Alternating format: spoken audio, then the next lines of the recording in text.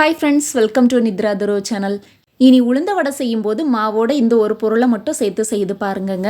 அதிகமாக எண்ணெய் குடிக்காமல் மேலே நல்லா கிறிஸ்பியாகவும் உள்ள செம சாஃப்டாகவும் இருக்குங்க. வீடியோவை ஸ்கிப் பண்ணாமல் கடைசி வரைக்கும் பாருங்கள். வீடியோ பிடிச்சிருந்தா ஒரு லைக் பண்ணிவிட்டு ஹைப்பும் பண்ணிவிட்டு அப்படியே சேனலை சப்ஸ்கிரைபும் பண்ணிக்கோங்க.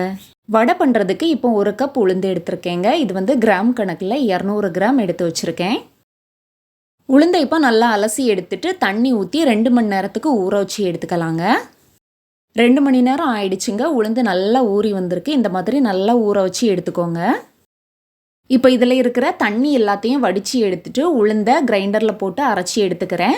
லைட்டாக மட்டும் தண்ணி தெளித்து இந்த மாதிரி கெட்டியாக அரைச்சி எடுத்துக்கணும்.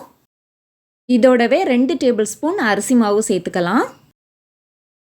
கூடவே ஒரு பெரிய பல்லாரியும் 2 கொத்து கருவேப்பிலையையும் இந்த மாதிரி சின்ன சின்னதாக கட் பண்ணி சேர்த்துக்கலாம்.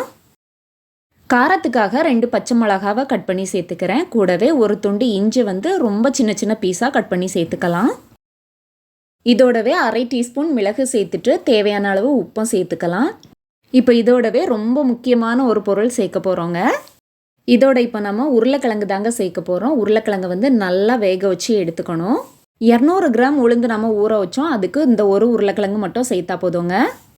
இதை கை வச்சு நல்லா மசிச்சு எடுத்துக்கலாங்க. நல்லா மாவு மாதிரி இருக்கணும். துண்டு துண்டாக எதுவுமே இல்லாமல் நல்லா மாவு மாதிரி மசிச்சு எடுத்துக்கலாம். இப்போ இந்த உருளைக்கிழங்கையும் மாவோடு சேர்த்து நல்லா மிக்ஸ் பண்ணி எடுத்துக்கலாங்க. மாவு எல்லாத்தையும் நல்லா மிக்ஸ் பண்ணி எடுத்ததும் எண்ணெயை நல்லா சுட வச்சுட்டு கையில் எண்ணெயோ அல்லது தண்ணியோ தொட்டுட்டு வடையை தட்டி போட்டுட்டு 2 பக்கமும் வேக வச்சு எடுத்தோன்னா சூப்பரான உளுந்த வடை ரெடிங்க.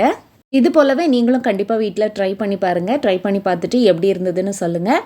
வீடியோ பிடிச்சிருந்தா லைக் பண்ணுங்கள், ஷேர் பண்ணுங்கள். தேங்க்ஸ் ஃபார் வாட்சிங்.